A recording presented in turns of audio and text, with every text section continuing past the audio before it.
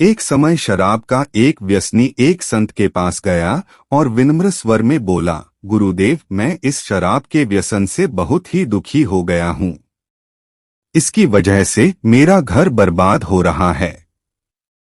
मेरे बच्चे भूखे मर रहे हैं, किंतु मैं शराब के बगैर नहीं रह पाता। मेरे घर की शांति नष्ट हो गई है।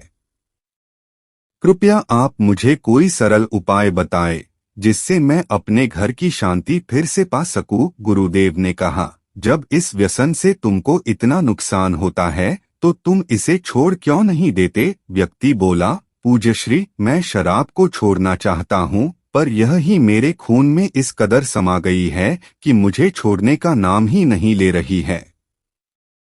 गुरुदेव ने हंसकर कहा, कल तुम फिर आना, मैं तुम्हें बता दूंगा कि शराब कैसे छोड़नी है। दूसरे दिन निश्चित समय पर वह व्यक्ति महात्मा के पास गया। उसे देख महात्मा झट से खड़े हुए और एक खंभे को कसकर पकड़ लिया।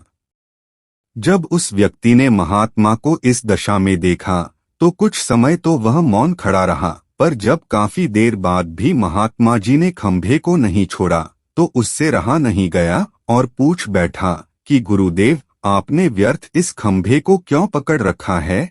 गुरुदेव बोले, वत्स, मैंने इस खंभे को नहीं पकड़ा है, यह खंभा मेरे शरीर को पकड़े हुए है।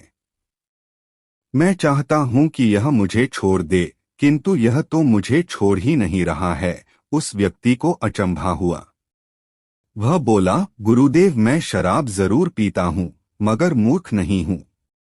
आपने ही जानबूझकर इस खंभे को कसकर पकड़ रखा है। यह तो निर्जीव है, यह आपको क्या पकड़ेगी? यदि आप दृढ़ संकल्प कर लें तो इसी वक्त इसको छोड़ सकते हैं। गुरुदेव बोले, नादान मनुष्य, यही बात तो मैं तुम्हें समझाना चाहता हूँ कि जिस तरह मुझे खंभे ने नहीं बल्कि मैंने ही उसे पकड़ रखा था, उसी तरह इस शराब ने तुम्हें नहीं पकड़ा है, बल्कि सच तो यह है कि तुमने ही शराब को पकड़ रखा है।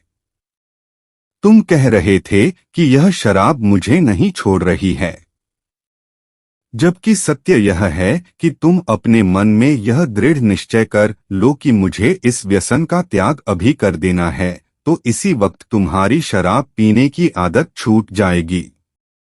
शरीर की हर क्रिया मन के द्वारा नियंत्रित होती है और मन में जैसी इच्छा शक्ति प्रबल होती है वैसा ही कार्य सफल होता है।